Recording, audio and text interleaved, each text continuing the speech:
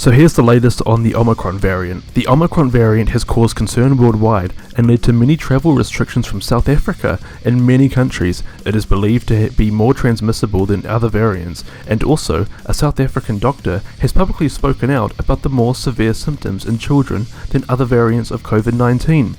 Dr. Rudo Mathiva, the head of intensive care of Chris Hand Baragwanath Hospital in Johannesburg, has said that those who are under 12 are being hospitalised with the virus at a higher rate than ever. The incident in those under 5 is now second highest, second only to those over 60. The trend we're seeing now that is different to what we're seeing before is a particular increase in hospital admissions in children under 5 years old. The Daily Beast reports Wasila Jasat as providing the example of the city of Twishan Metro.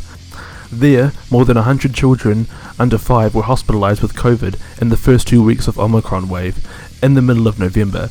That's compared to fewer than 20 in the country's third wave, back in May. Wasila Jasat also said that parents of the hospitalised kids were unvaccinated.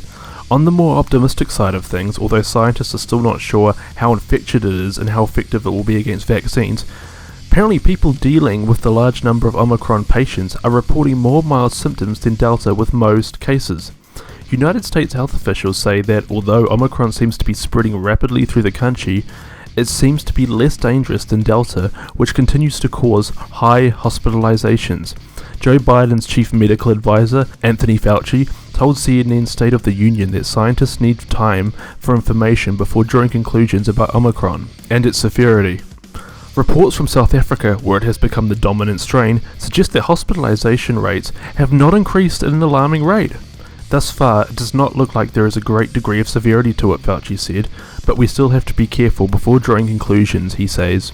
And in other news, a new antiviral treatment for COVID-19 developed by Pfizer is making its way worldwide. The pill in question is designed to block a key enzyme needed for the COVID-19 virus to multiply.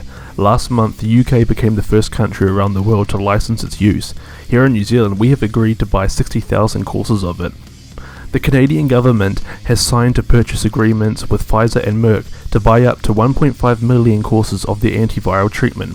Pfizer also said its treatment can cut the chance of hospitalizations and death for adults by 89%, although last week Merck shared data that it's actually less effective than originally thought, reducing hospitalizations and deaths in high-risk individuals by around 30%. That's today's news in a nutshell. Please subscribe for more.